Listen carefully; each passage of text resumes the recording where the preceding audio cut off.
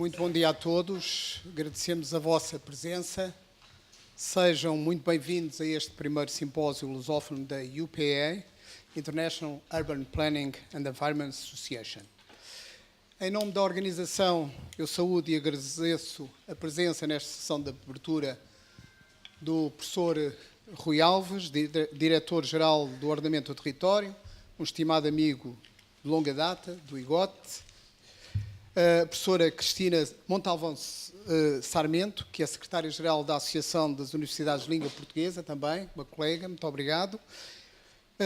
O professor António Pinheiro estaria em representação técnica, que ainda não chegou, mas o técnico, o Instituto Superior Técnico, como sabem, é também parceiro nesta organização, e, naturalmente, a professora Maria Lucinda Fonseca, que é a presidente do IGOT.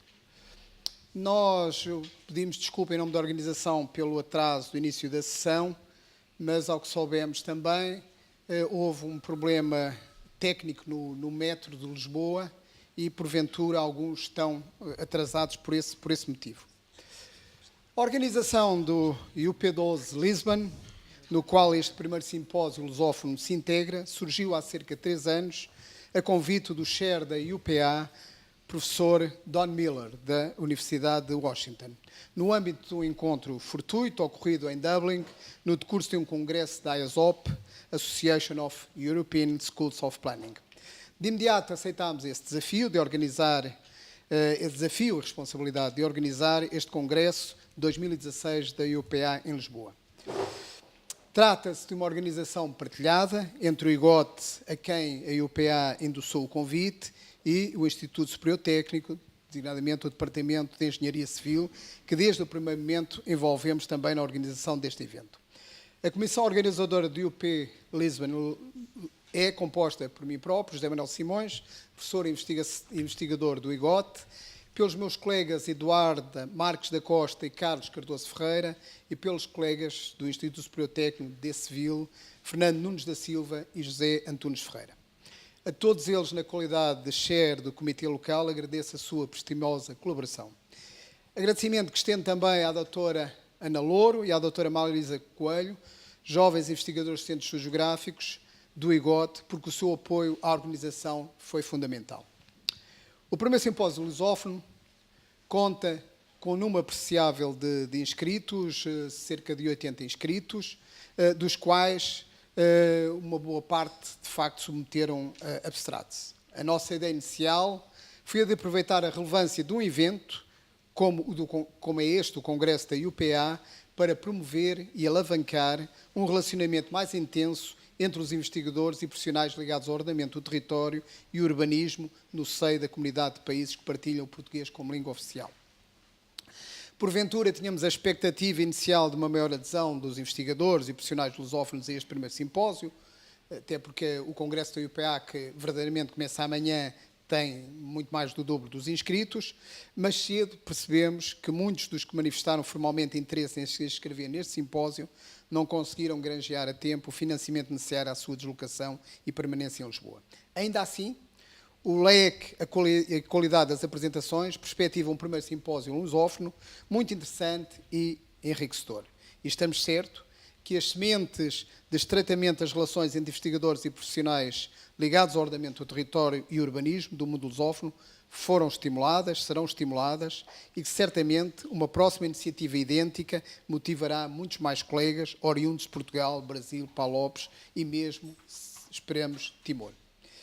Igualmente, orgulha-nos ter neste primeiro simpósio lusófonos 2 keynote speakers que muito admiramos e estimamos. O professor Jorge Gaspar, professor catedrático emérito da Universidade de Lisboa, expoente máximo da geografia portuguesa no pós-25 de Abril e que durante décadas impulsionou e visibilizou a geografia de Lisboa. A professora Judite Nascimento, atual reitora da Universidade de Cabo Verde, que igualmente muito estimamos, tanto mais que na sua formação académica pós-graduada teve ligações umbilicais com o Departamento de Geografia da Universidade de Lisboa. Muito obrigado. Em nome da organização, queremos deixar aqui também uma palavra de apreço e agradecimento à direção do IGOT, desde logo pela disponibilização das instalações para ancorar este primeiro simpósio lusófono, mas também por outros apoios logísticos indispensáveis ao bom sucesso do evento. O IGOT, como certamente a professora Maria Lucinda Fonseca irá sublinhar, é hoje uma escola dinâmica, motivada e líder da geografia em Portugal, quer na vertente do ensino, quer da investigação. Ainda uma palavra de agradecimento aos restantes sponsors, a Fundação para a Ciência e Tecnologia, a Caixa Geral de Depósitos, a Câmara Municipal de Lisboa e a empresa pública EGEAC. Finalmente, uma palavra de reconhecimento aos alunos do IGOT, que se voluntariaram para apoiar a organização nestes dias do evento. Os alunos do IGOT são hoje elementos da comunidade igotiana muito empenhados e disponíveis. Estão assim reunidas as condições necessárias para que este primeiro simpósio lusófono seja do interesse e agrado de todos. Em nome da organização, ficam uma vez mais os nossos maiores agradecimentos pela vossa presença e os desejos a todos de um excelente primeiro simpósio lusófono. Muito obrigado.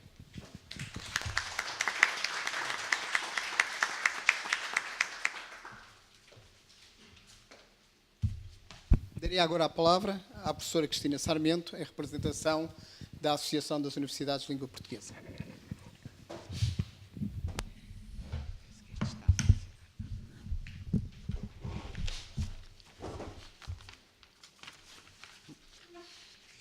Muito bom dia a todos. Algum atraso é uma característica da lusofonia no início dos trabalhos, portanto, salvou-nos um metro para justificar tal desidrato. A Associação das Universidades de Língua Portuguesa é a associação das universidades que falam português. E o mais curioso desta associação, que é uma associação privada, sem fins lucrativos, antecedeu a criação da CPLP em quase 10 anos. Significa isto que os senhores reitores, enfim, os nossos colegas com responsabilidades de gestão administrativas e direção das universidades, perceberam muito cedo que era muito importante juntar as várias valências de investigação das universidades para criar redes de colaborativas. A OLP faz hoje, este ano, 30 anos. Esses 30 anos são anos com maior ou menor sucesso institucional. Neste momento, naturalmente, como calculam, a situação no Brasil e em Angola cria dificuldades acrescidas. A associação teve períodos em que as universidades e os politécnicos tiveram conflitos entre si. O Brasil é um mundo no terreno das universidades e cria alguns desequilíbrios institucionais. Depende muito da presidência de cada momento. A Associação das Universidades de Língua Portuguesa tem uma presidência rotativa. Essa presidência já pertenceu a quase todos os países lusófonos e é neste momento da Universidade de Macau. Portanto, neste momento temos um reitor falante de chinês, que se apresentou, aliás, e aproveito o ensejo para cumprimentar a professora Judite, reitora da Universidade de Cabo Verde, onde se apresentou em Cabo Verde a falar português, depois de um grande esforço de comunicação. E se isto não for a pequenas curiosidades acerca da associação, o mais interessante é que esta associação reúne todos os anos. É uma reunião que normalmente reúne entre 100 a 400 participantes, é um número tão vasto quanto este. Em média, 200 membros das universidades juntam-se, maior parte das vezes ao nível da mais alta representação, ao nível dos reitores, vice-reitores, representantes de relações internacionais. E eu devo dizer que, no que toca a realizações concretas, por vezes a associação não é uma associação que se mostre publicamente, é uma associação com reserva. Mas é uma associação com reserva porque não é uma associação política, é uma associação de universidades. E, portanto, o que prossegue é um objetivo muito claro. Eu própria, como académica, subscrevo esse princípio, subscreve a necessidade de criar redes entre os investigadores. E isso, sim, eu creio que a ULP tem sido uma plataforma de ligação das várias universidades. Este ano, curiosamente, pela primeira vez, vamos reunir em Timor-Leste, na Universidade de Loroçai. É a primeira vez que é possível reunir na Ásia, naquele novo país independente, e, portanto, o esforço é sempre um esforço de criar sinergias. Do ponto de vista dos programas de ensino e investigação, eles, com muita dificuldade, são multilaterais. A multilateralidade é uma opção muito difícil. No entanto, por via da OLP, dos encontros da OLP, há um conjunto de resultados bilaterais, trilaterais da maior importância, em que grande parte dos programas de investigação, dos mestrados e doutoramentos conjuntos, são muitas vezes discutidos nos pequenos fóruns laterais que a ULP propicia. A Associação das Universidades de Língua Portuguesa vive das cotas dos seus membros, a Universidade de Lisboa, como a Universidade de Cabo Verde e as universidades participantes, que somam neste momento cerca de 140 universidades, o que visam é a possibilidade de, a partir da língua, criar redes de excelência, seja na investigação ou no ensino superior. Finalmente, a ULP tem, e curiosamente, na área da geografia, e tenho muito gosto em vir cá ao IGOT, até porque um dos anteriores presidentes, o professor Dr. João Guerreiro, representante da Universidade do Algarve, era também um homem, um geógrafo distintíssimo e da vossa casa, com quem eu tive o prazer de trabalhar durante alguns anos.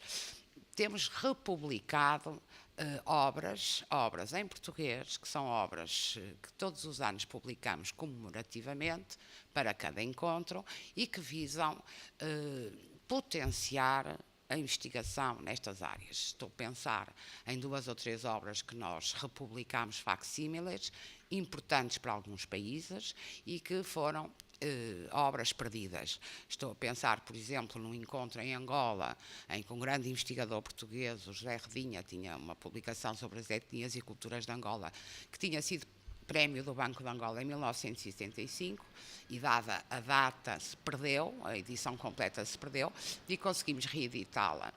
Reeditámos agora para Cabo Verde a obra de Orlando Carvalho sobre os vulcões da Ilha do Fogo, e Armando Ribeiro, muito obrigada, professora, sobre as últimas erupções da Ilha do Fogo, a propósito dos acontecimentos recentes em Cabo Verde, e Santiago, a ilha de Santiago de Cabo Verde, pelo professor Ilídio do Amaral, que aliás tivemos o prazer de levar ao encontro lá, uma obra que se tinha perdido e que já há 40 anos não tinha circulação.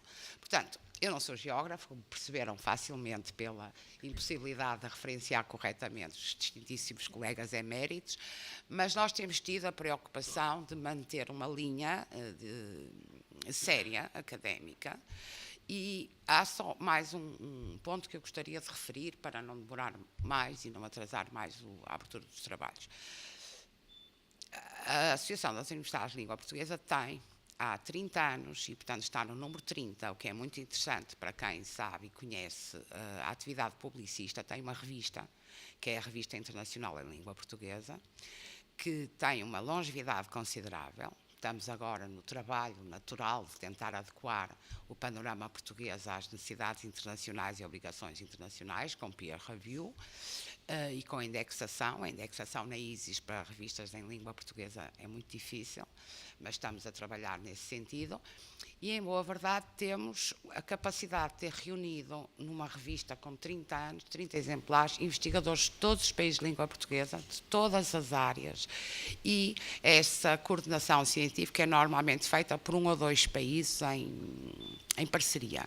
Um colega do Brasil com um colega de Angola, um colega de Cabo Verde com um colega de Macau, e, portanto, ao juntar essas pessoas, as redes emergem e, portanto, a colaboração manifesta-se. Seja na área de geografia como nas outras, as nossas preocupações são multidisciplinares, naturalmente, e são, sobretudo, a possibilidade dos responsáveis por estas áreas todos os anos poderem conversar entre si, o que parece ser essencial. Portanto, vai aqui a minha palavra de agradecimento a todos os membros da mesa que já foram aqui referenciados, pelo facto de permitir que a ULP possa vir aqui mostrar-se um pouco naquilo que são as áreas restritas onde ela atua. Em nome da ULP, eu desejo que continuem os trabalhos, comecem os trabalhos, continuem, que os trabalhos corram bem. Queria agradecer naturalmente à professora Maria Lucinda Fonseca estar aqui, ao nosso anfitrião e naturalmente ao Sr. Diretor-Geral da Last But Not the Least, que aqui nos dá também a perspectiva governativa e de orientação nestas matérias. Portanto, muito obrigada. Em nome da ULP, a ULP fica à disponibilidade de todos os investigadores. Nós ficamos à disponibilidade, sobretudo porque somos uma plataforma interativa entre as universidades. Muito obrigada. Bom dia. agora a palavra, então, ao professor Rui Alves, diretor-geral do território. Se calhar precisas do microfone. Este.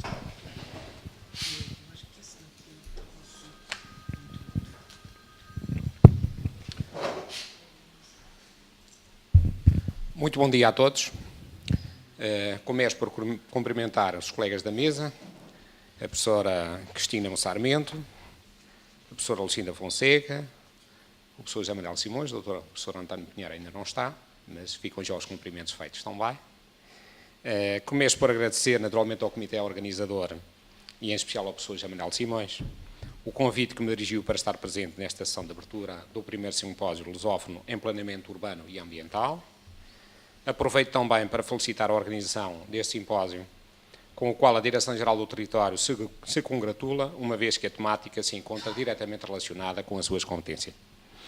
É com uma grande honra e enorme satisfação e prazer que participo nesta sessão de abertura. Portanto, o meu muito obrigado pelo convite que me dirigiram. As questões do desenvolvimento urbano e da organização, planeamento e gestão da cidade merecem, neste ano de 2016, uma particular atenção por parte de organizações internacionais e dos governos nacionais. Ontem mesmo, na sequência da Declaração de Riga, aprovada em junho de 2015, durante a presidência letã do Conselho da União Europeia, e após um intenso trabalho no quadro das presidências luxemburguesa e holandesa, foi adotada, em reunião informal dos ministros de Estados-membros da União Europeia, responsáveis pelos assuntos urbanos, a Agenda Urbana para a União Europeia e o respectivo Programa de Trabalhos, que constituirá um referencial para orientar as políticas urbanas dos Estados-membros e a aplicação dos fundos estruturais. Em outubro de 2016, será realizada em Quito, no Equador, a Conferência das Nações Unidas sobre o Habitat, Habitat 3, que terá como objetivo central a definição de uma nova agenda urbana que constituirá um guia orientador que conterá as bases para as políticas e estratégias para uma ampla gama de atores em matéria de desenvolvimento urbano nos próximos 20 anos. Também a Conferência das Nações Unidas sobre as Alterações Climáticas, realizada no final de 2015 em Paris, COP21, colocou a organização, planeamento e gestão do desenvolvimento urbano no centro do combate às alterações climáticas e um âmbito de atuação extremamente sensível e crucial para o alcance dos compromissos assumidos. A Agenda Urbana para a União Europeia define 12 temas prioritários assente em 4 pilares, que deverão mobilizar e envolver os Estados-membros, a Comissão e autoridades urbanas em torno de parcerias com duração de 2 a 3 anos, tendo em vista o reforço da dimensão urbana das políticas da União Europeia. O primeiro pilar, designado Cidades Inclusivas, tem 5 orientações temáticas: emprego e formação na economia local, pobreza urbana, habitação, inclusão de migrantes e refugiados e uso sustentável do solo e soluções baseadas na natureza. O segundo pilar, designado de economia urbana, tem como prioridade temática a economia circular. O terceiro pilar, cidades verdes, as prioridades temáticas são adaptação climática, transição de energia, mobilidade urbana e qualidade do ar. Finalmente, o último pilar, cidades inteligentes, tem como temáticas fundamentais a transição digital e a contratação pública inovadora e responsável. Estão já em curso, no quadro da presidência holandesa, 4 parcerias piloto. Projetos pilotos estão a ser desenvolvidos com a participação de Portugal, um deles. Um na qualidade do ar, coordenado pela Holanda, outro na habitação, coordenado pela Eslováquia, um em inclusão de migrantes e refugiados, que é coordenado pela Grécia, com a participação de Portugal, e, finalmente, o último, pobreza urbana, que é coordenado pela Bélgica e pela França. Para além das temáticas prioritárias e da constituição de parcerias, as ações da agenda urbana incidem ainda sobre a avaliação de impactos territoriais e outra inovação também, que é a adoção do instrumento de avaliação do impacto territorial, o desenvolvimento de ferramentas específicas relevantes para as áreas urbanas e a troca e partilha de conhecimentos e experiências e a monitorização de resultados em torno de políticas urbanas. A Agenda Urbana para a União Europeia não inclui nova legislação, novas instituições ou transferência de competências, nem novos fundos ou programas operacionais, para além dos existentes, dependendo da capacidade de mobilizar vontades e congregar esforços de diversas entidades em torno de um desígnio comum. Este simpósio em planeamento urbano e ambiental de cidades para todos nós, envolver comunidades e cidadãos no desenvolvimento sustentável, Pretende ser um espaço de partilha de conhecimentos e discussão dos problemas e dinâmicas de desenvolvimento urbano e ambiente sustentável. Conta com cerca de 140 intervenções, eu se calhar somei aqui aquelas que são da Organização Internacional e da Organização o mais lusófona, portanto, não deixam de ser internacional. Portanto, conta com cerca de 140 intervenções, entre conferências, mesas redondas e apresentações de trabalhos. O simpósio encontra-se organizado em torno de 8 temáticas, preocupações atuais no desenvolvimento urbano, alinhadas com os temas prioritários da agenda urbana. As intervenções que aqui serão preferidas, resultantes de reflexões e investigações aplicadas sobre diversos contextos urbanos, são importantes para as atividades da DGT, ou seja, a Direção-Geral do Território. Muito em breve, a Direção-Geral do Território irá propor a celebração de protocolos com diversas entidades no quadro de um Fórum de Cidades, entre as quais a Academia e os Centros de Investigação. O Fórum de Cidades, recentemente apresentado, está previsto na Estratégia de Cidades Sustentáveis 2020, pretende ser um instrumento de apoio à governação, uma plataforma aberta de cooperação e coordenação, orientada para os assuntos urbanos e será potenciada pela convergência dos agentes da governação setorial e territorial, do sistema científico e tecnológico nacional e da sociedade civil em temas em torno do desenvolvimento urbano sustentável. Esta plataforma, que se pretende referência no quadro nacional e no quadro do desenvolvimento urbano, deverá igualmente promover a divulgação de informação e a comunicação nacional sobre as políticas urbanas ou as políticas com relevante impacto nas cidades, nas suas diversas dimensões espaciais, seja a nível mundial, europeu, regional, local, onde poderá também constar informação sobre eventos como aquele que durante os próximos 4 dias aqui terá lugar.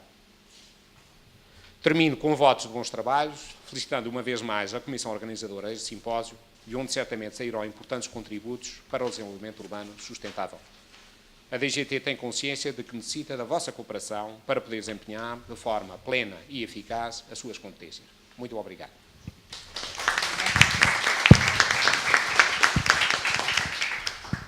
Para encerrar, passo então a palavra ao professor Lucinda Fonseca, Presidente do IGOT.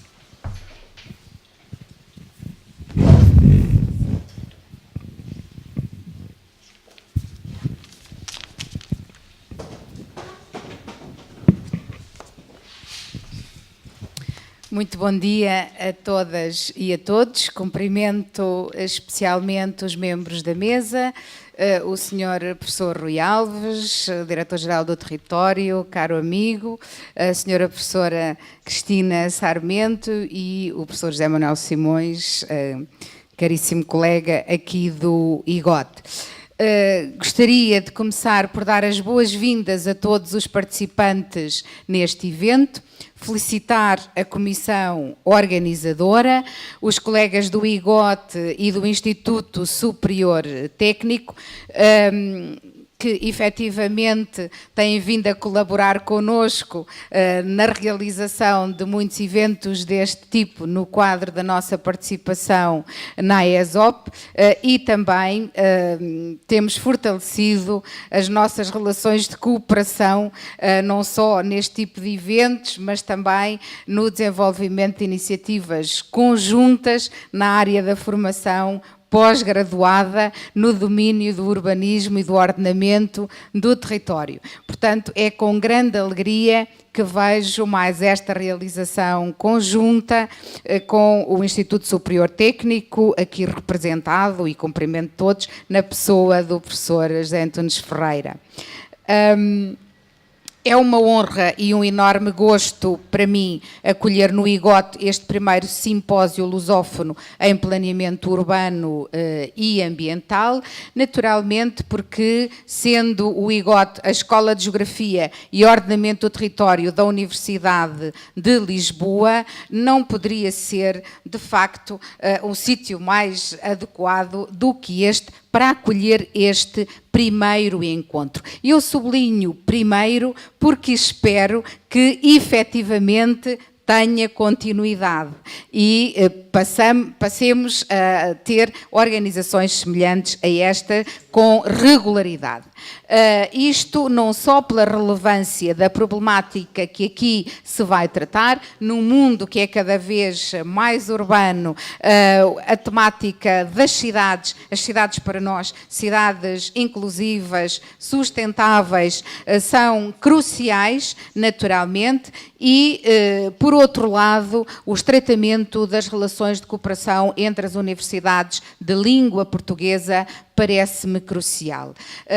Esta linha de orientação enquadra-se perfeitamente nos objetivos estratégicos do IGOT, não só ao nível do desenvolvimento da investigação e da formação nos seus diferentes níveis, desde o primeiro ciclo até à formação pós-graduada, do segundo, terceiro ciclos e mesmo de pós-doutoramento, por um lado, e por outro, naturalmente, o estreitamento da cooperação com os países de língua portuguesa. E nesse sentido, quer os nossos cursos, e aqui sublinho a licenciatura mais recente de Planeamento e Gestão do Território, que já formou há 2 anos os primeiros licenciados, os nossos cursos de mestrado em Gestão do Território e Urbanismo, em Geografia Física, Ambiente e Ordenamento do Território, Sistemas de Informação Geográfica e Modelação Territorial. Portanto, principalmente estes 3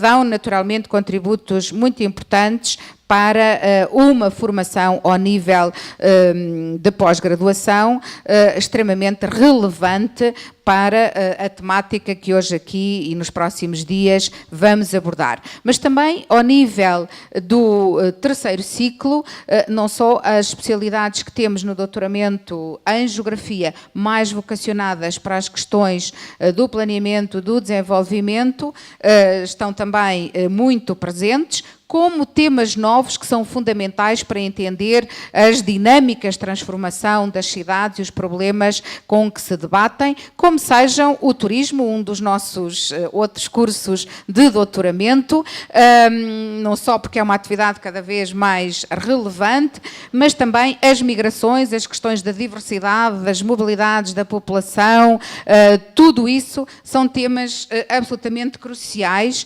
ou os desafios que se colocam em termos de riscos ambientais, tecnológicos e também sociais, e isto coincide com um outro curso de doutoramento que aqui também oferecemos no IGOT, em parceria com a Universidade de Coimbra e a Universidade de Aveiro, porque, evidentemente, são temáticas transversais que exigem a cooperação interinstitucional. Não só com outras instituições da Universidade de Lisboa, como acontece com alguns dos cursos de doutoramento que já temos, nomeadamente o das migrações, com outros que vamos promover, como o do Urbanismo e Ordenamento do Território, em colaboração com o Instituto Superior Técnico e a Faculdade de Arquitetura da Universidade de Lisboa, e, portanto, esta também uma realização que esperamos concretizar e iniciar no ano letivo de 2017 de 2018, e, antes disso, um curso de mestrado também na mesma área. Portanto, creio que estes exemplos que acabo de dar mostram bem a importância que esta problemática tem para o Instituto de Geografia e Ordenamento do Território.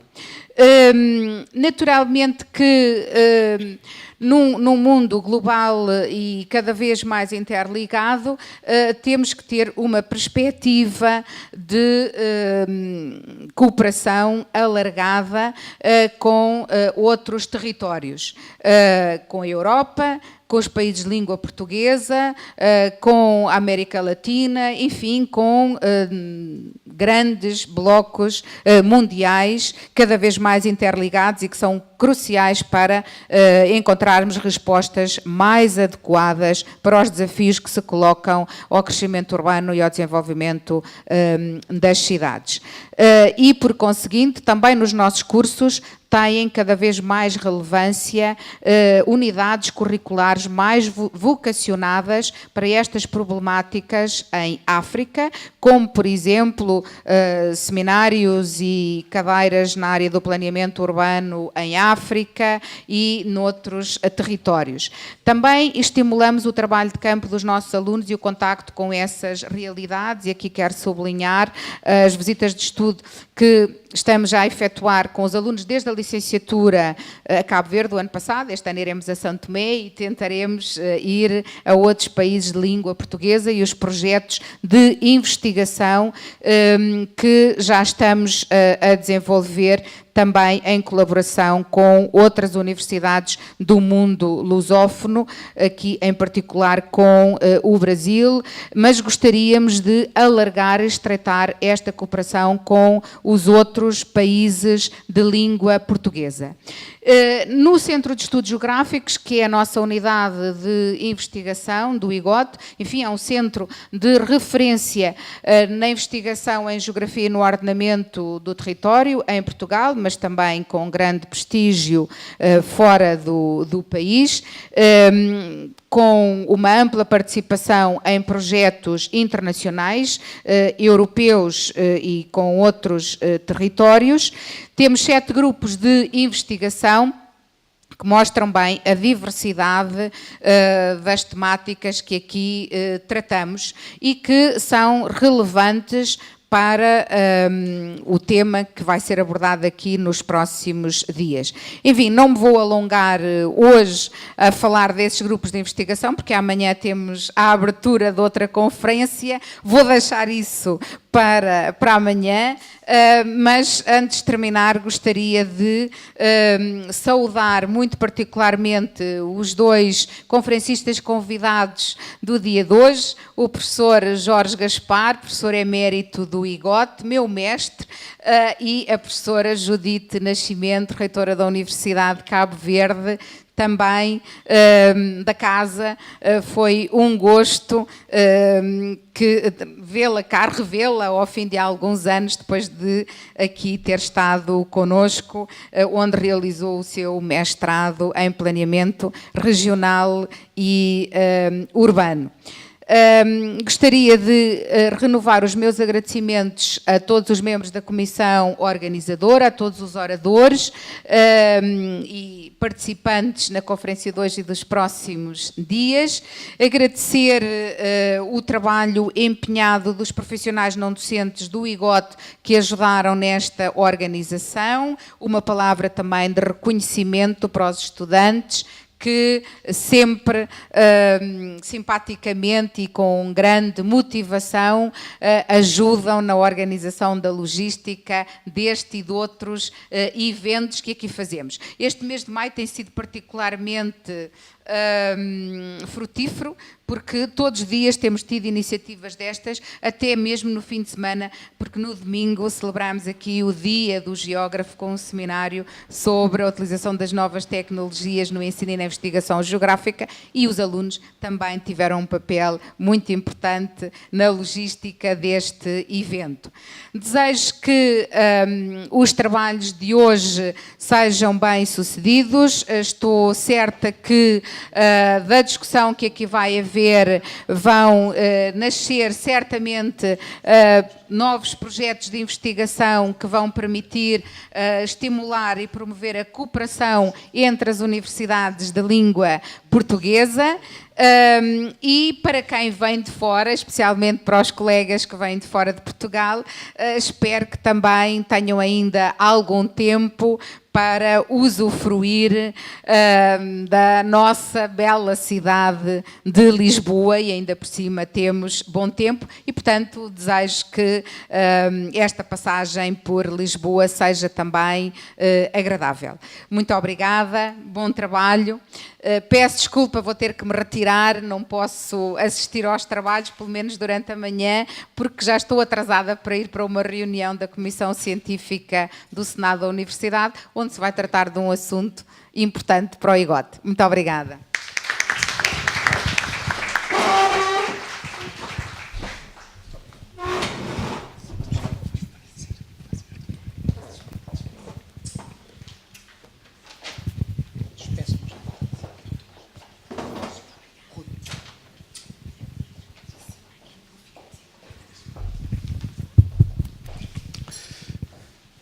Muito obrigado. Nós vamos passar de imediato à conferência do professor Jorge Gaspar, que eu convido para se juntar aqui na mesa. Então.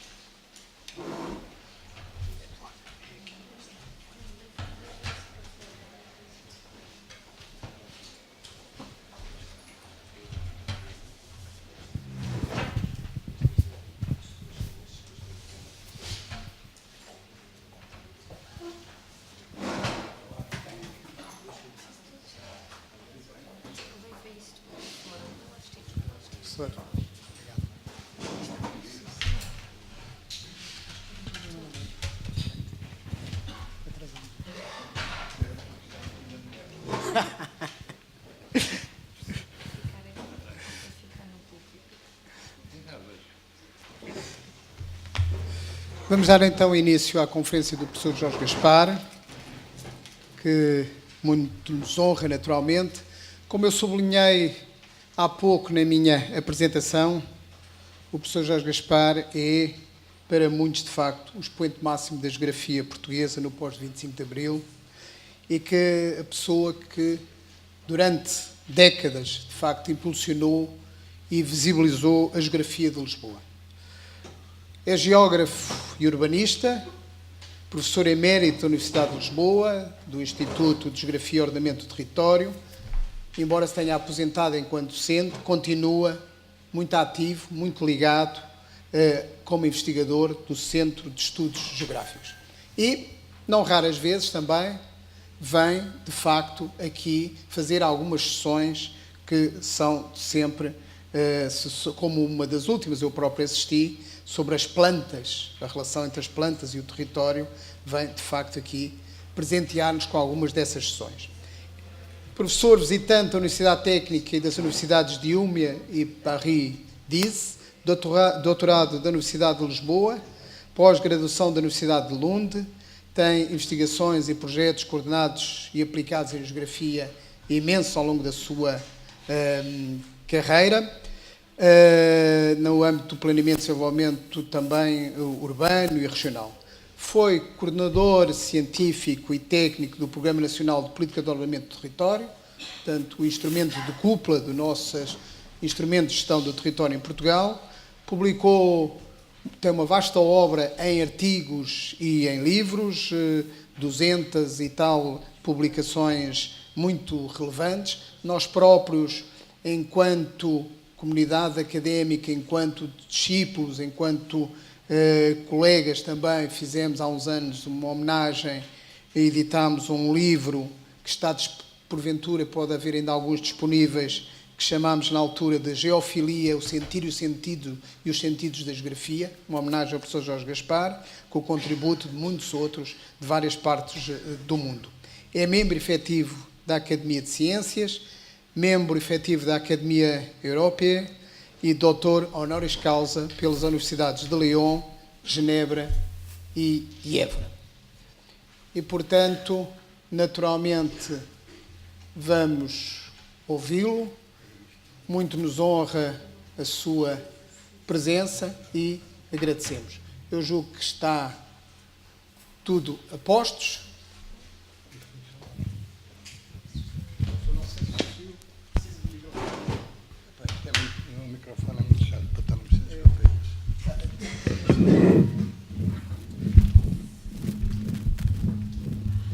Muito bom dia.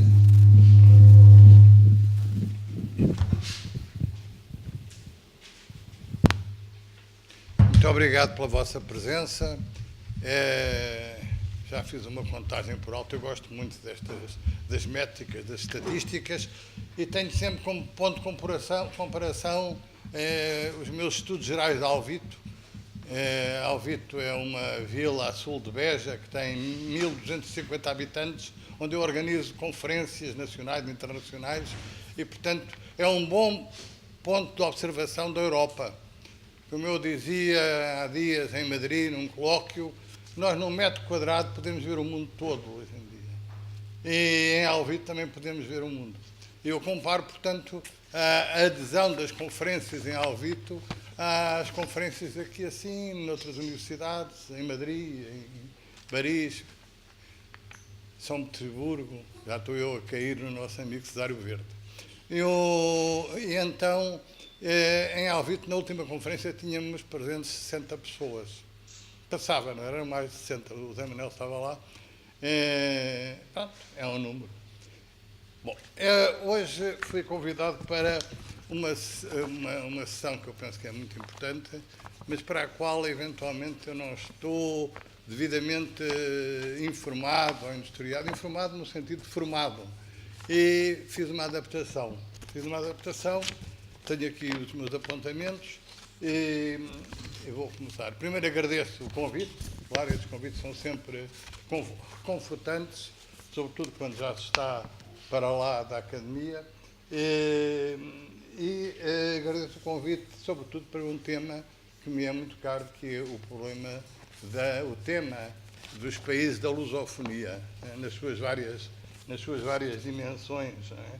E, embora não seja uma pessoa com grande competência na matéria, tenho algum conhecimento do que se passa nesses países, onde até trabalhei alguma coisa em planeamento urbano, começar por Luanda, onde trabalhei entre 72 e 73 em vários planos de urbanização na cidade de Luanda, e mais tarde, nos anos 80 e 90, em Macau, alguns dos quais com o meu amigo, colega José Manuel Simões, onde de resto tivemos a dita de fundar uma cidade, criar uma cidade do nada, uma cidade que é hoje um ícone mundial. Se forem em certos ambientes, se falarem em Cotai e no Cotai Strip, toda a gente sabe o que é algo que rivaliza, e neste momento está na frente, com Las Vegas. Estão vendo? O que não deixa de ser interessante. Também é interessante ver para quem é que fazemos as cidades, que é o tema desta coisa. Aquela cidade era feita, em princípio, para trabalhadores chineses que chegariam da França, da China, logo ali ao lado, por isso fazia-se uma ponte para a China, e havia ali uma expansão das atividades industriais, haveria uma expansão dos serviços, certamente também do lazer, do turismo, e queriam encher aquele espaço que comportaria 200 mil pessoas. Não aconteceu nada disto. A surpresa foi precisamente, e o sucesso do Cotai foi terem aparecido as grandes cadeias de casinos de Las Vegas, que aí se instalaram e que têm tido grande sucesso sobre todos os pontos de vista, o que faz com que Macau, neste momento, é o país do mundo com o mais elevado PIB per capita. País, quer dizer, território, se quiser. Já estamos a entrar neste tema. Mas recentemente interessei-me pela questão dos países lusófonos e, sobretudo, das cidades, devido a uma série de leituras fascinantes que me têm caído. Umas caem na rede, outras caem na secretária oferecida por amigos, por antigos alunos de arquitetura, sobretudo, outras caem nas livrarias onde as vou adquirir. Um convite que faço é procurarem a quantidade de excelentes livros que têm aparecido sobre as cidades, nomeadamente do Brasil e das antigas colónias portuguesas, sobretudo da Luanda e de Moçambique. Eu digo antigas colónias de propósito, porque muitos desses estudos são à volta da arquitetura colonial. Para mim, os mais valiosos são justamente os que tocam isso. Mas não são só os estudiosos do urbanismo, da arquitetura, que têm dedicado um labor importante. São também os artistas. E há uma arte emergente com grande qualidade, já com alguns nomes de valia no mercado internacional da arte, nomeadamente na fotografia. E que um dos temas tem privilegiado esses fotógrafos, mais uma vez, sobretudo, moçambicanos e angolanos, é o tema da arquitetura. É o fascínio pela arquitetura que ficou, a arquitetura colonial, não é? Que é de muita qualidade. Já falaremos disso mais adiante. Eu vou mostrar uns slides. Eu vos para já avisos de uma coisa que é uma experiência, como é pouco, eu sabia que não havia muita gente, portanto é bom para fazer experiências. E a experiência é a seguinte, por vezes vocês vão sentir que há alguma ausência de relação entre o texto e a imagem. Isto é um tema que está hoje muito em voga nos estudos das artes em geral, a relação entre a imagem e o texto. Não é? E também estou contaminado por isso. E, portanto, esta é uma experiência nesse sentido e nem sempre há uma ligação. Mas poderão ver que estas imagens funcionam, ou poderão funcionar, ambição minha, como metatexto, não é? Como um metatexto. Não havendo uma coincidência, mas pode haver uma contaminação entre o texto e as imagens, entre as imagens e o texto. O texto que eu vou, enfim, ler, dizer, por aqui fora. Então, e por isso é melhor, vamos já à função.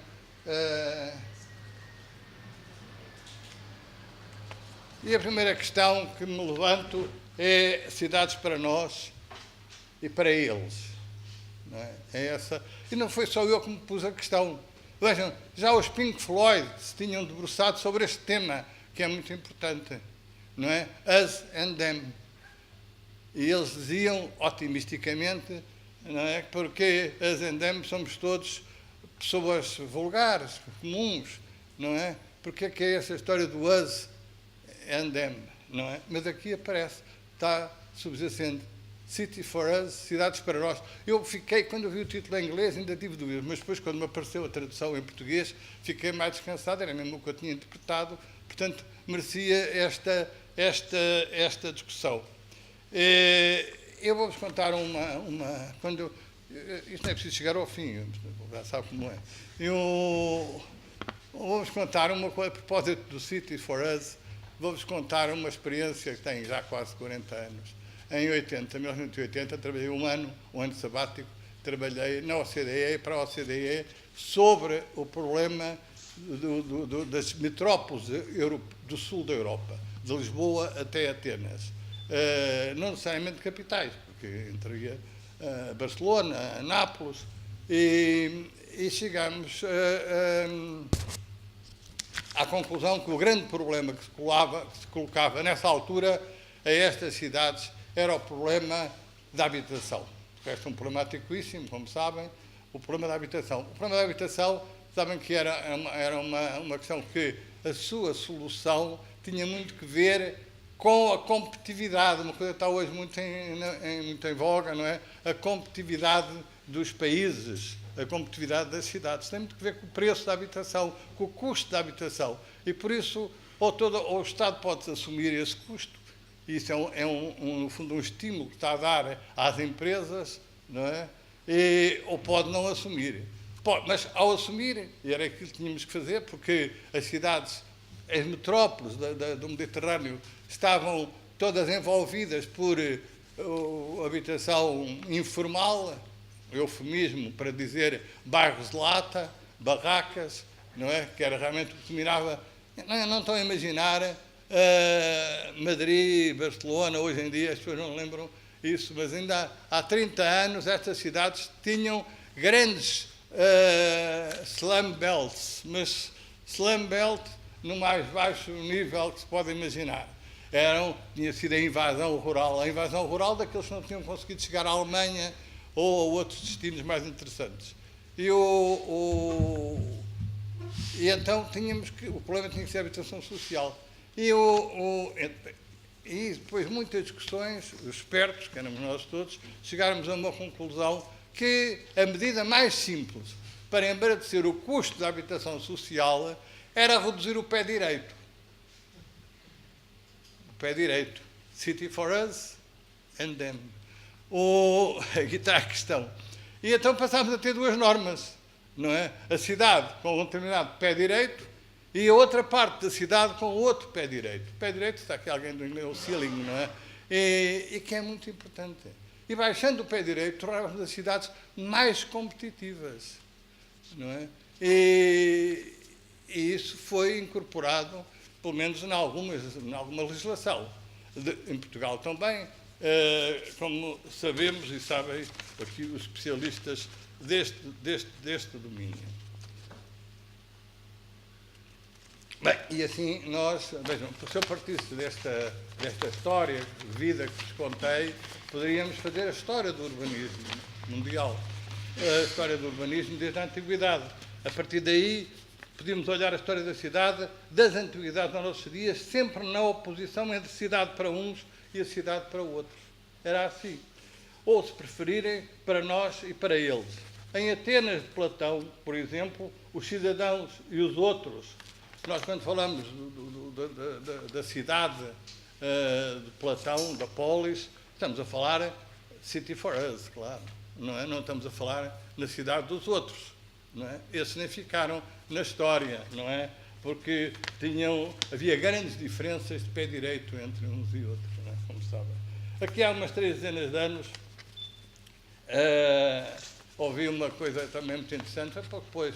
O nosso promitente rei, ou candidato a rei, o Dom Duarte Nuno, preferiu umas sábias conjuminações em torno desta questão do pé direito. Ele ia mais longe, mesma dimensão das portas das casas, que ele achava que eram muito altas, não havia necessidade de serem tão altas, nem os pés direitos estão altos, não é? Isso tinha que ver, claro, com o desenvolvimento económico, ou o crescimento económico do país. Bom.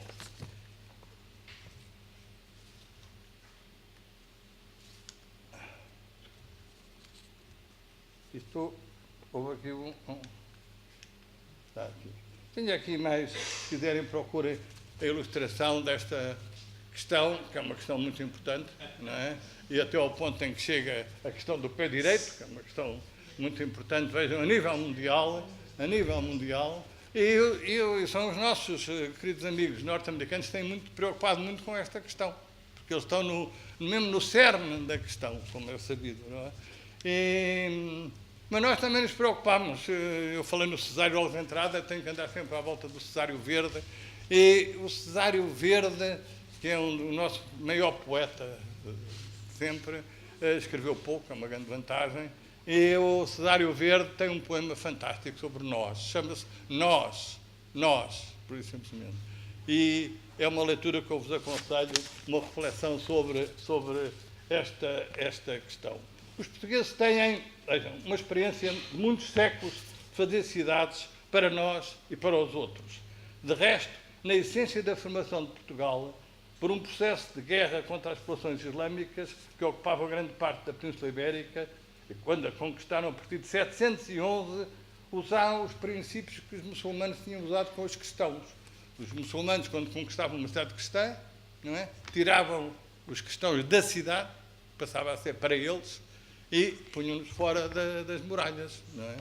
E aí faziam novamente recolocavam a questão de nós e eles, não é? E os portugueses aprenderam isto e criaram coisas muito interessantes que estão, algumas delas, na origem do nosso planeamento urbanístico. Criaram morarias.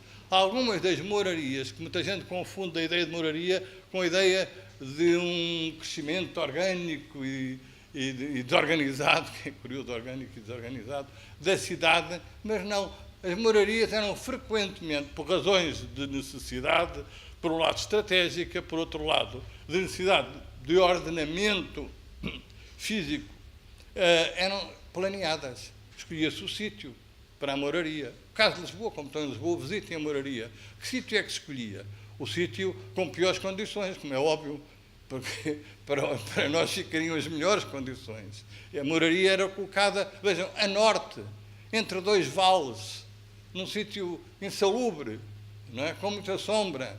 E, mais do que isso, junto à encosta mais íngreme da fortaleza, quer dizer, pondo a cidade, passava a ser a nossa cidade, a recato dos perigos de um assalto, não é? Assim está a moraria.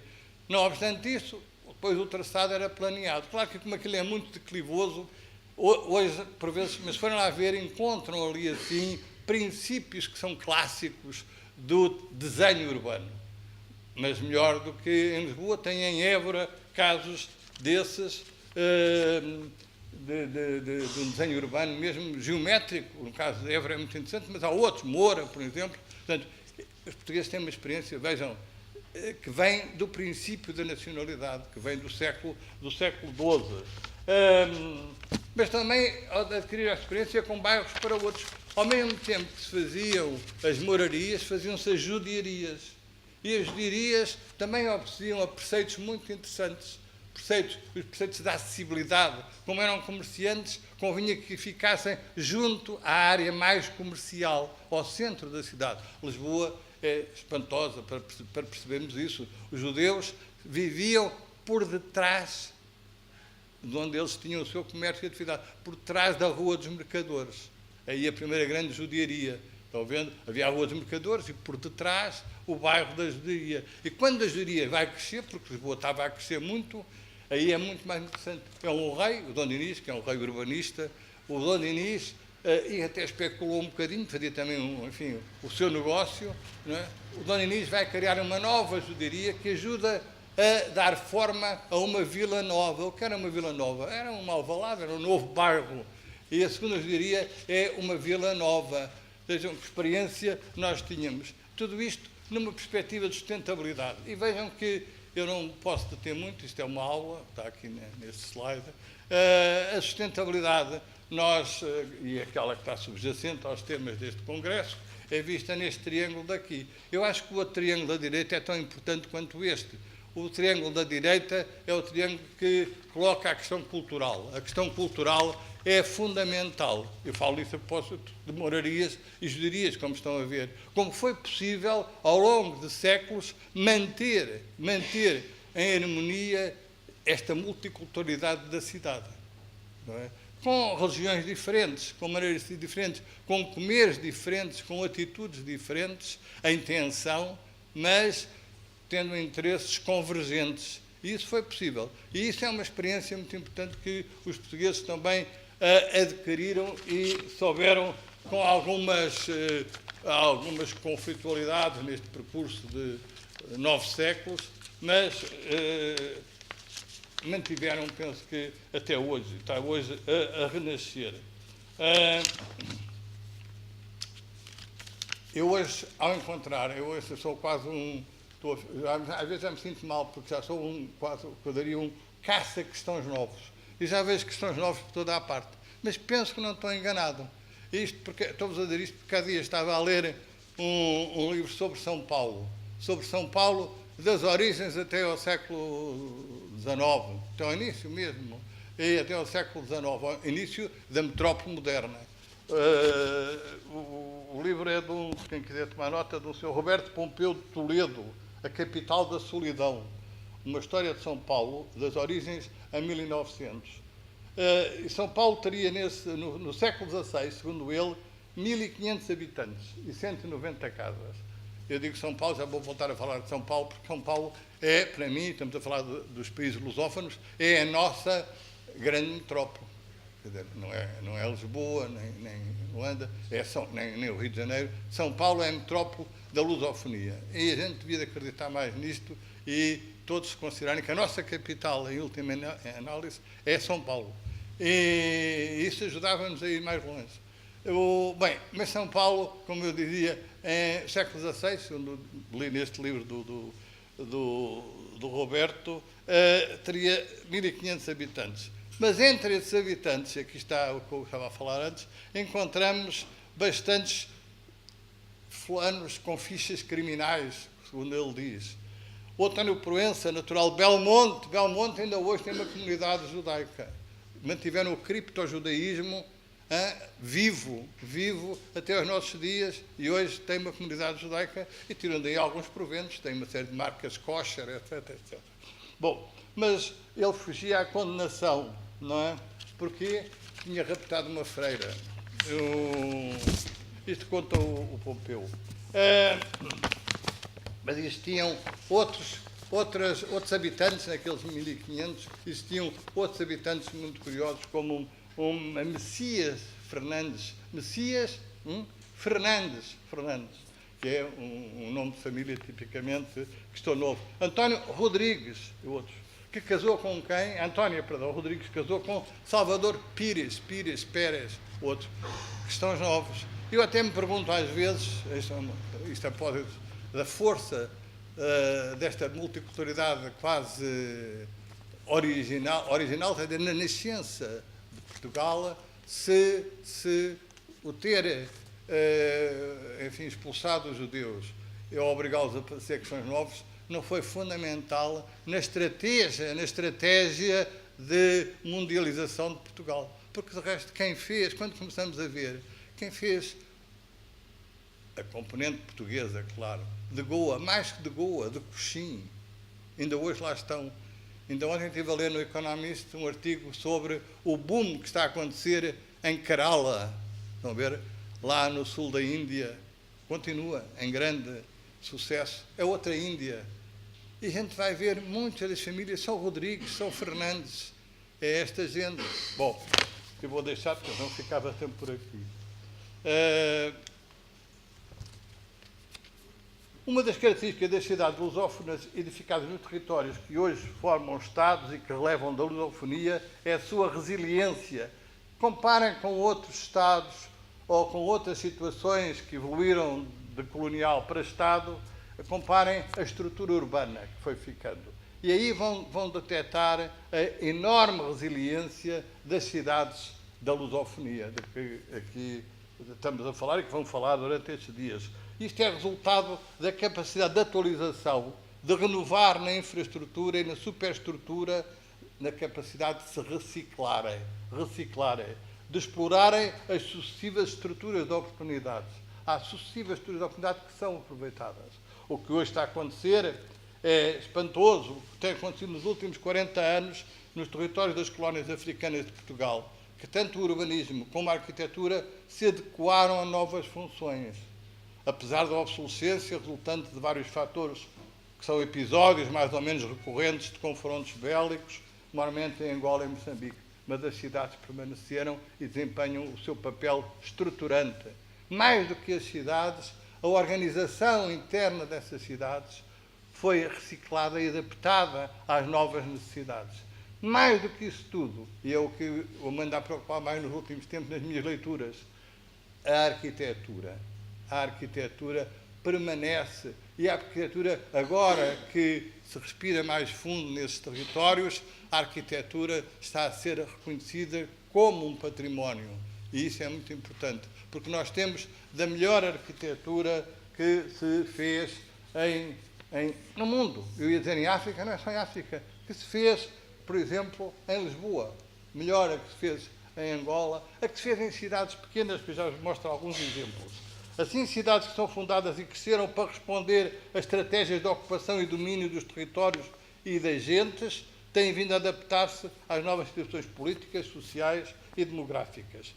Há muito que são conhecidas e testadas as condições necessárias para que uma cidade seja sustentável. Uma cidade que garanta a sua continuidade, a sua permanente atualização. Sustentabilidade é isso, é garantir a continuidade, mas mais do que isso, garantir a atualização, garantir a reciclagem.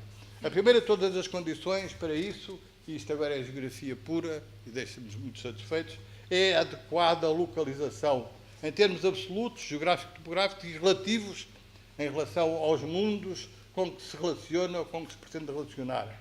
No trato, nas trocas, no abastecimento, víveres, energia, água, matérias-primas. A segunda questão tem que ver com o sítio, que deve ter em conta o clima, a hidrografia, a geologia, a geofísica, a exposição solar, tudo coisas que hoje nós geógrafos, voltamos a dar importância, mas que andaram esquecidas. A importância, a professora Lucinda falou há pouco, dos riscos. Finalmente, eu estou muito feliz porque foi o principiador. Convidaram-me, os generais convidaram-me para trabalhar no primeiro plano de minimização do risco sísmico em Lisboa. Isto já lá vão umas dezenas de anos. Mas isto tem avançado e hoje é um tema fundamental. Também, a terceira questão que remete para o bom desenho da cidade. À boa localização, ao sítio, mas depois ao bom desenho da cidade.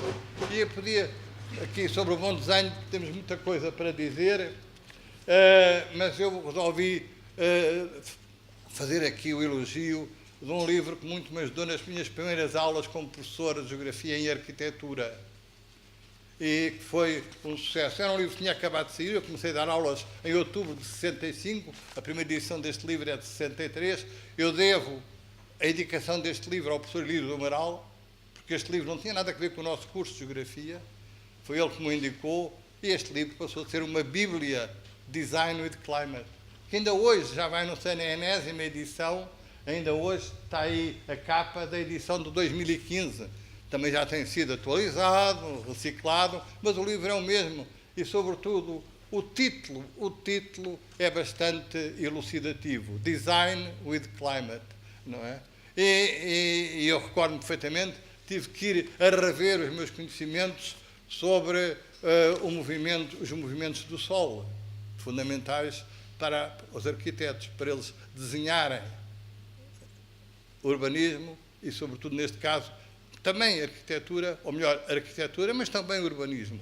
E eu trago aqui, portanto, também esta informação e de um livro que eu acho que devia ser ainda hoje integrado nas bibliografias destes cursos em que nós nos inserimos, onde há um mestrado, onde eu dou aulas regularmente, uma por ano, um seminário, que é o ordenamento biofísico do território, que o professor Simões teve a amabilidade de citar, embora de uma maneira que as pessoas não perceberam bem, comigo parece-me falar de viveiros, mas, na realidade, do que eu quis falar foi chamar a atenção dos alunos para a importância da árvore no bom ordenamento biofísico, se quiserem, também no bom desenho da cidade, a importância das árvores e quais árvores, não é? E o que isso tem de implicações políticas, não é?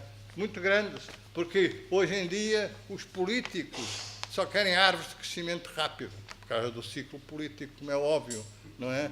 Isso é um problema, não, isto é um problema gravíssimo para as árvores que carecem as nossas cidades e as árvores que os urbanistas, os presidentes de Câmara, etc., nos colocam nas nossas cidades.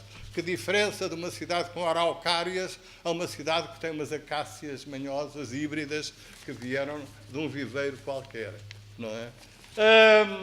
Bom, este é o mundo da lusofonia, numa interpretação, mas vejam que nos vários continentes temos gente que, se não fala português, fala um papiá cristiano, que tem essas raízes, não é? Que tem as raízes. E que faz uma coisa que é importante, quero já anunciar aqui, que é, e eu tirei com o meu grande amigo, o arquiteto José Manuel Fernandes, que é um mestre da arquitetura de todo o mundo, a arquitetura portuguesa pelo mundo, e eu perguntei-lhe se ele não concordava que estas cidades de fundação portuguesa mantiveram sempre um certo ar de família entre si. Ele concordou, ele sente exatamente o mesmo.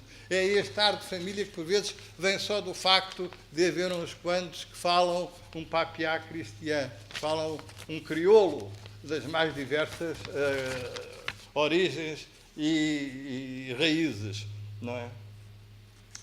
Num tempo em que se dava mais importância aos particularismos, agora vamos falar um pouco mais nas raízes disto tudo. Claro que já agora, o mapa anterior, embora muito daquilo deixe dúvidas, eu próprio tenho muitas dúvidas com esta questão, com esta questão de existir, não sei o que da lusofonia, até que um dia, aqui há uns anos, os colegas ingleses que estavam a fazer aquela monumental enciclopédia internacional de geografia humana, me pediram para fazer a entrada para a geografia lusófona. Eu confrontei-me com uma questão nova. Mas existe o que é isto de uma geografia lusófona? Tive que ir à procura, inventar.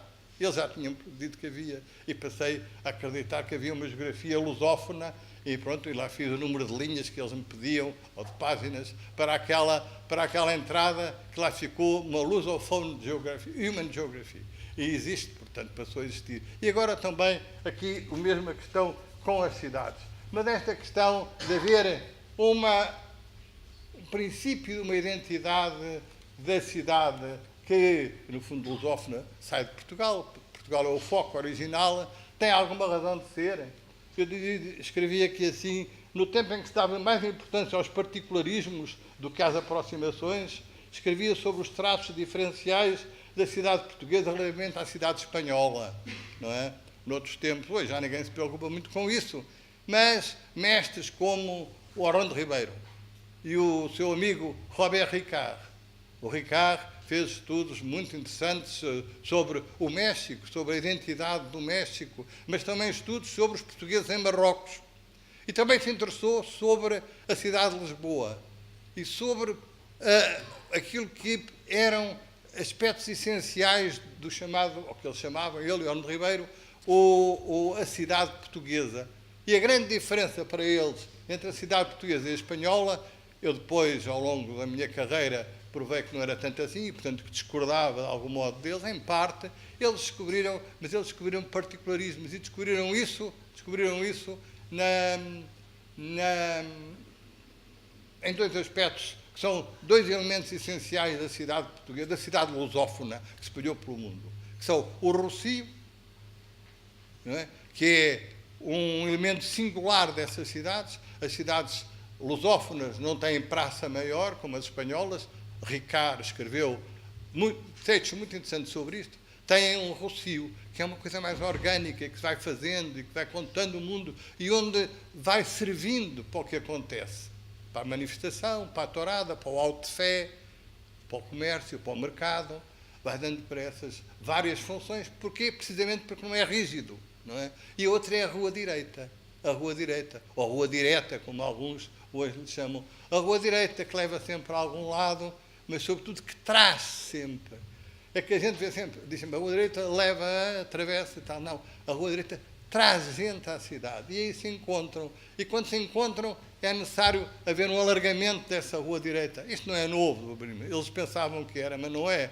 Até foi encontraram mesmo na Suécia, de tal maneira que eles têm a expressão a Rua Larga, como nós tínhamos a Rua Ancha, que é quando a Rua Direita muitas vezes se alarga, Ancha, larga. Os suecos têm a Bredgatan, não é? A Rua Larga, que é exatamente o mesmo princípio. Mas isto é mais, estou a falar isto para homenagear estes dois grandes mestres que estudaram os princípios originais do que pode ser a identidade desta cidade. Isto está aqui assim, não devia dizer, porque era para vocês irem a tal contaminação que eu procuro, perceber como nós estávamos naquele mundo que ainda se pergunta, mas aquela gente fala português, tá? Mesmo que não falem português, vão se identificando com outros aspectos. E isso está a acontecer na educação, um mapa feito numa turma aqui na Escola da Pontinha, não é? Em que pedem aos alunos para eles desenharem o mundo da lusofonia. E o que eu acho muita graça no mapa feito por esta criança é que é um mapa que faz lembrar os mapas originais, os mapas que vêm como é que se chama, o grande cartógrafo da Antiguidade, os primeiros mapas. Ninguém me ajuda, e a minha memória não me... Então quem era o grande... Nós andámos todos dentro da cartografia. Ptolomeu. Os mapas do Ptolomeu tinham assim. E muitos ainda hoje, os populares, ainda hoje chamam ao mapa de um sítio a circunferência desse sítio. A maneira como se vê uma povoação, se a gente quer fazer um mapa, é uma circunferência. Eu tenho um mapa lindíssimo de um senhor perto de uma aldeia, perto de Ceia, que mandou um mapa da sua terra que se chama Original Circunferência, onde se faz a demonstração, etc. Parece um título clássico, não é? Original Circunferência. Pois esta criança também entendeu que era assim o mundo. É engraçado, não entendeu como o mundo fosse retangular, como fosse o computador, ou a imagem do computador, ou a imagem da televisão, mas não sei porquê foi buscar esta imagem da cidade, no fundo, que foi a cidade de Deus também. A cidade de Deus também era circular, não é? E a utopia, lembra-se, a Maurota também era circular no seu desenho. E as cidades da utopia, do Renascimento, eram circulares também. Engraçada esta coincidência. E isto vai fazer com que as cidades lusófonas, ou melhor, a lusofonia se vai querendo também por isso. E pela comida, que é outro bem essencial, não é? É por isso que está aqui assim este texto do qual eu não queria falar, e agora vou-vos falar de aspectos do Ricard, e como aqui temos um rocio, vários ou dois rocios diferentes de Évora, como podem ver aí assim, como do rocio mais orgânico, que serve para as feiras, para as praças de touro, para isso, para as manifestações fundamental, mas como ele acaba por ser integrado na cidade, quando a cidade cresce, dão-lhe um desenho novo, não é? E muita gente confunde com praça. O rocio de Lisboa, como o rocio de Évora, os que são integrados na urbanidade mudam-lhes de nome, passam a ser praças. Embora o povo lhe chame rocio, o nome oficial é Praça Dom Pedro IV. Não é? Como sabem, no caso de Lisboa, cá está ela, a Praça Dom Pedro IV. Mas dizia eu que, ou não dizia, a matriz disto, e aqui é que eu discordo um pouco com o Ricard, a matriz disto é a matriz clássica. Nós não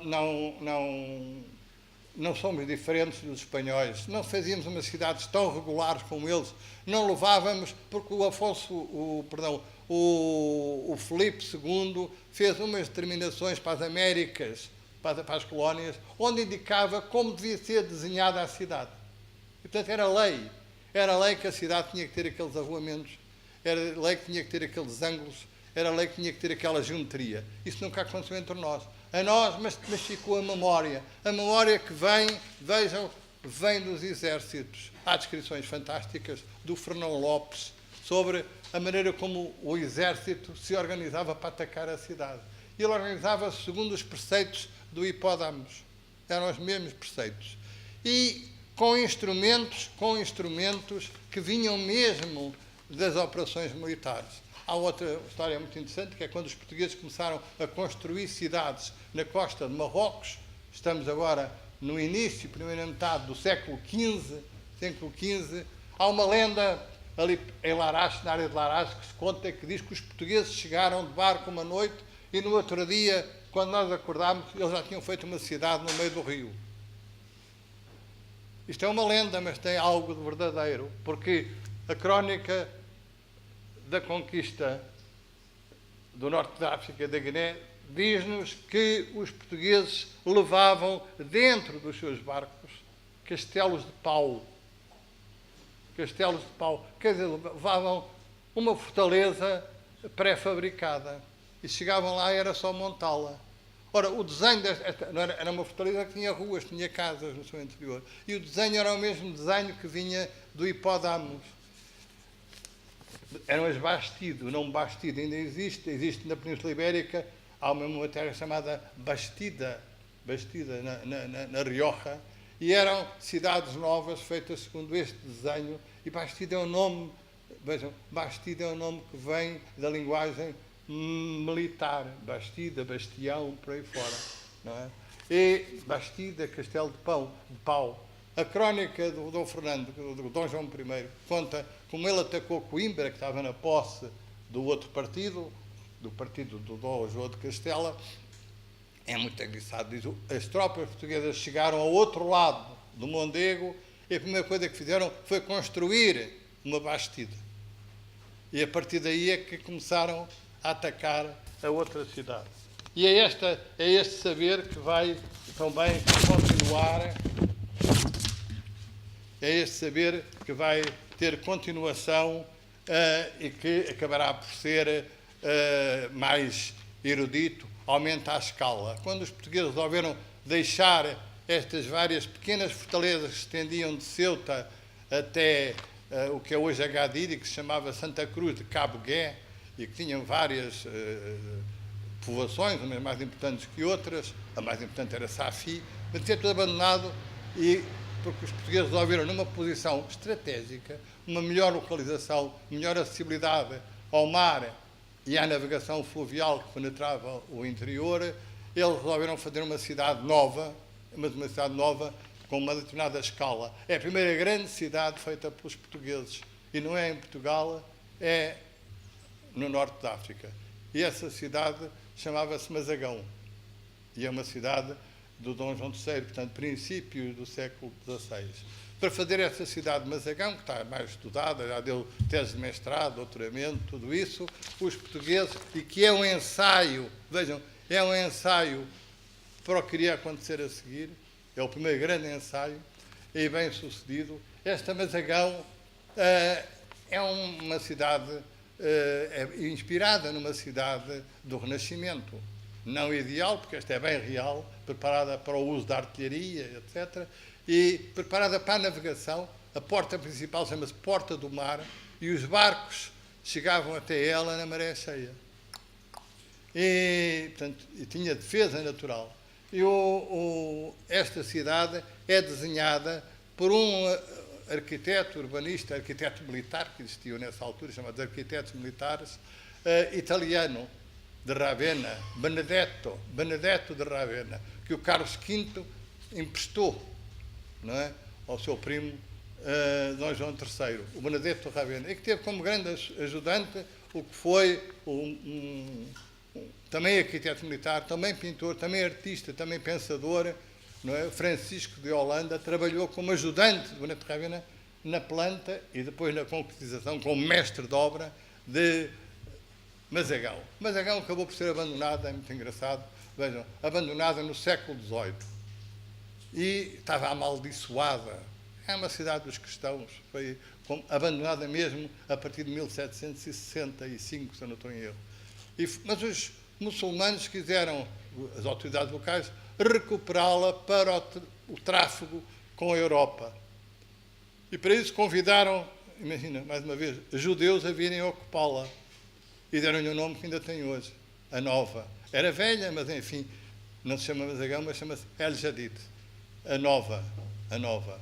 Os portugueses, por sua vez, também a levaram, tinham lá umas centenas, mas centenas de famílias que queriam recolocar e levaram-nos para a Amazónia, que estava neste momento em processo de urbanização e ocupação. É interessantíssimo estudar, os brasileiros têm feito pesquisas interessantíssimas sobre o que é o mundo das cidades novas do século XVIII na Amazónia.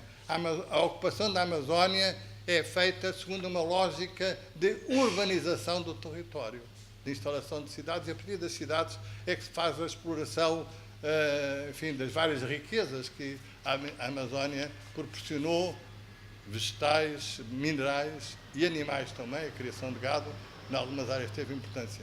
E aí vão criar uma Vila Nova de Mazagão, que ainda se mantém. Não se mantém, enfim, com grande esplendor, infelizmente. Agora, para dizer que, com estes bons princípios, as cidades dos países lusófonos têm sido objeto de estudos maravilhosos, muita qualidade.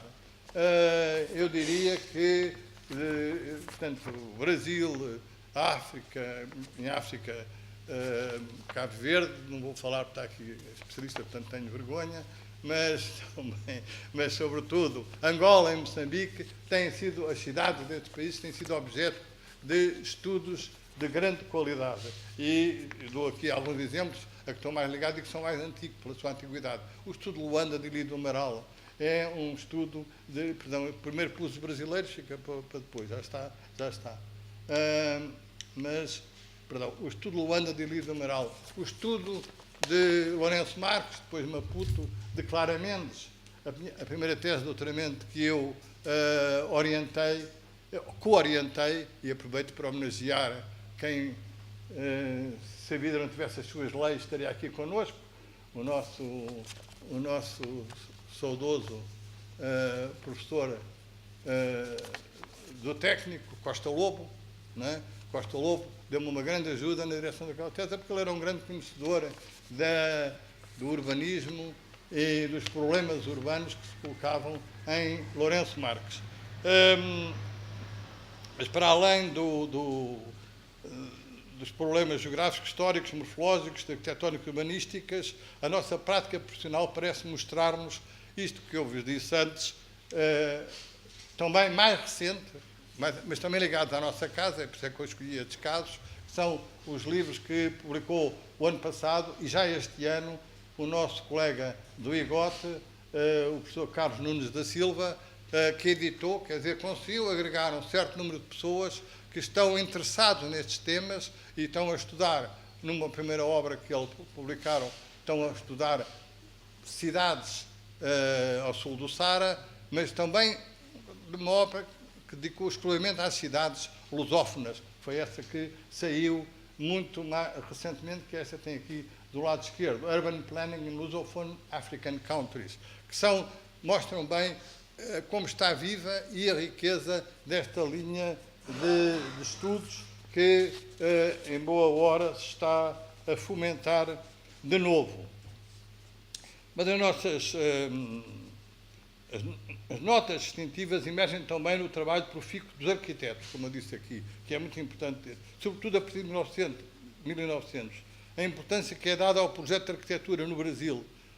No Brasil é dos países, e então dos países que não pertencem ao primeiro mundo, onde se dá uma importância muito grande ao trabalho do arquiteto. Quer dizer, acredita-se que o arquiteto é fundamental para nós termos, se quiserem, cidades sustentáveis, terra-hotel, essa coisa toda. E é fundamental realmente, e dão uma outra coisa que é, dão marca às cidades, dão-lhes marca, dão-lhes prestígio às cidades. Mas o exemplo do Brasil é mundialmente conhecido, é menos conhecido, mas é muito importante o exemplo que eu já disse aqui há pouco, da África, nomeadamente de Angola e de Moçambique. Aqui tem aspectos da Rua Direita. A Rua Direita tem casos... Perdão, queria mostrar-vos já agora a Rua Direita, a vida da Rua Direita no Rio, mas, sobretudo, a Rua Direita em São Paulo, mais uma vez, e que nós não falamos muito, não sei porque é que não há mais estudos sobre o que foi a história desta Rua Direita, ou então eu não os conheço bem. Aqui é a cidade de Évora, uma cidade que também é necessário conhecer para perceber as cidades do mundo lusófono. Porquê? Porque Évora foi um laboratório. Ainda hoje é para estudar, mas foi no passado para experimentar. E é fácil perceber porquê. Porque os homens que começaram a mundialização, nomeadamente Vasco da Gama, tinham Évora. E Évora era frequentada pela corte, frequentada o rei tinha aí o seu palácio, os grandes senhores tinham os seus palácios, e havia uma função que era mestre das reais obras do Alentejo, que geralmente era oferecida a quem? Quem é que ganhava esse cargo? Quem se tinha notabilizado no trabalho como arquiteto militar em Marrocos ou já mais tarde na Índia. E, portanto, a partir daí conquistar um lugar em Évora era importante. E daí e por isso Évora tem uma herança de arquitetura e uma herança urbanística que não se liga tanto, uma herança urbanística que faz com que seja verdadeiramente o elo de ligação a toda a cidade lusófona. Mais exemplos, como Luanda, já em grande desenvolvimento. Aqui estamos nós a seguir para ver uma série de exemplos de como a arquitetura que se faz já no século XX, a arquitetura colonial, que é feita para Angola e Moçambique, é de grande qualidade e, mais do que ser de grande qualidade, é uma arquitetura que é dirigida aos problemas locais. Os problemas, neste caso aqui, é o problema de infraestruturação no MUSEC, quer dizer, de um bairro de lata, de um bairro, não era bem de lata, mas enfim, de um bairro, para usar a terminologia do urbanismo colonial, um bairro para indígenas na periferia da cidade. Fizeram-se planos de urbanização muito interessantes para essas cidades e tinham sempre, no caso de Angola, no caso de Luanda, no caso de Lourenço Marques, tinham como um cordão que separava a City for Us da cidade dos outros. No caso de Moçambique, isso vê-se bem no desenho, a cidade do betão da cidade do Caniço. Aí distinguia-se pela matéria-prima que era mais utilizada. A cidade de alvenaria e betão, a cidade para nós, e depois a cidade do Caniço. Ainda hoje isso marca é o traço principal da cidade de Maputo. Mas no caso do Luanda há coisas muito interessantes que é, e também Moçambique, mas no caso de Angola, que é a preocupação de desenhar tendo em conta o clima. Neste caso, aqui nestes projetos, é muito interessante verificar como são construções que estão a pensar num clima diferente do nosso, num clima tropical. Isto é que tem perdido, infelizmente. Quem vai ver hoje Luanda e vê esta arquitetura, vê que aí é uma grande diferença. Aqui temos a mesma questão, já também em Angola, no Lobito, mas onde a preocupação de ser uma cidade para ter uma fruição, onde se beneficiam das condições climatéricas, mas ao mesmo tempo onde se protegem dos males que há nestas condições climatéricas. A circulação de ar, a proteção do sol, são questões que deixaram de preocupar, deixaram de ler o David Ogilvy, deixou de fazer parte da bibliografia obrigatória dos nossos arquitetos. Agora vejam como mesmo as cidades secundárias, mesmo muito secundárias, como Climane, em Moçambique, tinham um conjunto de edificações de natureza pública e de natureza privada que são do melhor que então se fazia no mundo em termos de arquitetura.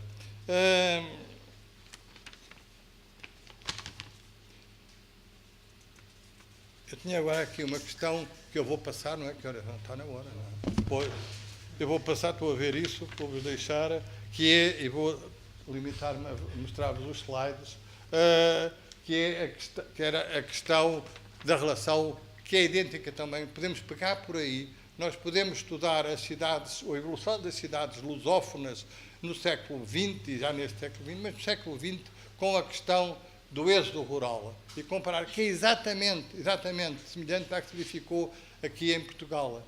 E as respostas é que têm algo de diferente, mas basicamente, pensando em duas palavras, pensando no Brasil dos anos 30 e 40, pensando nos barcos que vinham do Nordeste, os Itas, que foi cantado pelo Dorival Caymmi, não sei se há muitos brasileiros aqui assim, mas tomei um Ita no Norte para ir para o Rio morar, é desde meu pai e minha mãe, é desde Belém do Pará, vinham de Ita, dos Itas aos caminhões, quando já vem a rodovia, os pau de arara, que estão nas músicas todas do Gonzaga e da outra gente, não é? O pau de arara, os trabalhadores que geram um novo tipo de trabalhador brasileiro, que é o boia fria, não é? E, portanto, está profundamente enraizado na cultura local, mas é tudo internalizado. Aqui é a grande diferença para Portugal. Portugal, pela sua extensão, tem um fenómeno, exatamente, os nossos boia fria vão para onde? Vão para o Batimão, em Paris. Também comiam boia fria, levavam o seu tacho com a comida de manhã fria. É exatamente o mesmo do que o nordestino que foi para São Paulo ou para o Rio. É o português que foi para Paris, não é? Vamos lá ver. O mesmo que já nos últimos decénios acontece em Angola. Enfim, aí com vários processos em simultâneo. Mas, basicamente, é o mesmo processo, põe as mesmas questões, põe as mesmas respostas. Pronto. Este era um tema que merecia desenvolvimento e que merece. O outro tema que merece, que é muito interessante, aqui temos duas coisas. O início da verticalização em Angola. A verticalização é um tema muito querido aos nossos colegas brasileiros, foram eles que cunharam esse tema, tem todo o sentido. Em Angola também fazia-se edifício, mais facilmente se fazia um edifício em altura, em cidades muito mais pequenas que Lisboa, que eram Luanda e Lourenço Marques, do que se fazia em Lisboa. Este é um grande edifício de grande qualidade arquitetónica que é feito no centro de Luanda, na Mutamba, não é? E que ainda hoje é imponente e ainda hoje tem uma utilização importante para os serviços públicos. Mas aqui tem dois exemplos de duas verticalizações embora distintas, e o início desse processo, no caso de São Paulo, no caso de Luanda, que são as duas grandes metrópoles hoje em emergência no duplo sentido do termo, também estão a emergir, a subir do solo em altura, e é muito interessante ver é que, ao contrário muito do que se tem passado, já aqui é que faz uma diferença grande, a verticalização em Angola e, sobretudo, no Brasil, onde é mais conspícuo e tal, tem muito mais que ver, tem determinantes que são mais de natureza social, política, do que propriamente de natureza económica, que é o caso estudado pelos teóricos europeus em relação à valorização do solo, etc. Mas há o outro lado, que não é a verticalização, mas que é o da construção, a outra fragmentação da cidade e a outra forma de segregar a cidade. Não em altura, mas segregar a cidade em plano, através dos condomínios fechados, das gated communities, como gostam muito de dizer. E há um dos livros que penso eu, talvez o livro mais interessante que se fez no mundo sobre este tema, pertence a uma brasileira, foi produzido nos Estados Unidos, foi produzido lá pelas Califórnias, com esse saber todo, mas é um livro que trata o caso brasileiro e particularmente o caso de São Paulo, e que eu recomendo vivamente, que é o da Teresa Caldeira, sobre cidades de muros. Ora, as cidades de muros é um tema também recorrente das cidades lusófonas atuais. Digamos que a contaminação verificou-se muito mais onde os problemas da segurança, os problemas da grande divisão entre us e them. É maior, no caso de Luanda, onde todo o sul da cidade de Luanda está a ser desenvolvido numa ideia de que fazer uma cidade para nós. Desculpem a provocação talvez excessiva neste momento. Essa cidade para nós é a cidade de Belas, no sentido lato, não é? E é feita do que nós chamamos de condomínios fechados. E ver o fracasso relativo, até agora, dos condomínios fechados entre nós em Portugal, que tiveram grande sucesso, ou têm algum sucesso, nas áreas de veraneio, sobretudo no Algarve, na costa alentejana de algum modo, mas sobretudo no Algarve, e o insucesso que têm tido na área de Lisboa. Hoje, quem quiser uma casa relativamente barata, compra naquilo que foi um dos condomínios fechados, que foi mais badalado aqui há uns anos, que também é Belas, embora não tenha que ver com a Belas de Luanda, que é os terraços de Belas, ou Belas Clube de Campo. O Belas Clube de Campo, que é desenhado por um arquiteto mundial, pelo arquiteto número 1 ou número 2, não sei, um dos grandes arquitetos do Disney World, que fez o homem que trabalhou em vários projetos para a Disney, incluindo condomínios fechados, e que fez um trabalho muito interessante ali para Belas, mas noutra perspectiva. Numa perspectiva em que ele, na sua memória descritiva, começa por dizer que o primeiro problema que nós temos é o problema das vistas. E das vistas de quê? De fora para dentro.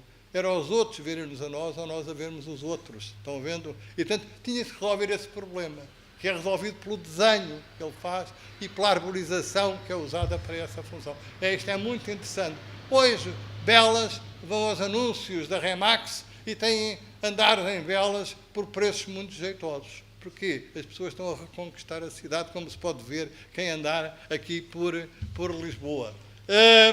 Isto é os ensinamentos que nos mostram os arquitetos, com quem continuo a aprender muito, e aconselho este livro que acabou de sair, ainda está quentinho, são uns escritos soltos da arquiteta Ana Vaz Pinheiro, que é uma mestre ou mestra, mas ela é mestra doutorada, que é mais do que isso, mas ela é mesmo mestre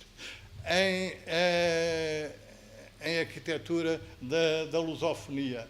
E depois, a arte que é sempre inspiradora, e eu não resisti a mostrar-vos esta obra de arte do nosso artista Rigo, que vive em São Francisco, mas é um artista do mundo, e que apresentou este trabalho na Bienal de Puxim, aqui há 3 anos, no sul da Índia, na Bienal de Puxim. Ele fez este gesto singular também é uma circunferência, não é? Esta circunferência é o princípio, este é o que eu uso como o princípio da mundialização, globalização.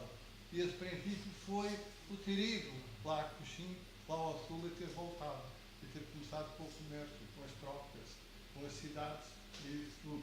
O que é interessante, ele chamou isto, vejam, a viagem da Armada de Ecos do Coxim a Lisboa. Não é? Ecos do Coxim a Lisboa. Eu depois conto-vos o resto da história. Muito obrigado.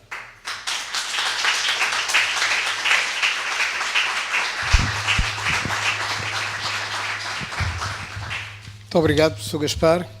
Como viram, é sempre fascinante, aprendemos sempre muito. Infelizmente, eu calculo que muitos gostariam até de colocar questões. Infelizmente, estamos muito atrasados. Mas, como vai de imediato haver um coffee break aí na sala, já aí à saída, do lado direito, porventura o professor Jorge Gaspar ainda é capaz de ficar uns minutos por aí, pelo menos, e poderão falar diretamente com ele. O coffee break vai ser reduzido também para um quarto de hora. Também, enfim, não é tão suculento assim que justifique mais, mas nós temos que recuperar algum atraso e aqueles que tiverem depois, logo a seguir, no primeiro andar, decorrerão as sessões paralelas e está marcado a partir do 12:30 num edifício aqui a 150 metros nesta direção, mas vocês têm indicação, há um mapa se precisarem disso, para quem tem direito a almoço, para quem tem a inscrição completa, a partir do 12:30, esperemos que pelo menos a partir de 12:45 possam todos já lá estar. Muito obrigado, agradecemos uma vez mais esta brilhante intervenção ao professor Jorge Gaspar.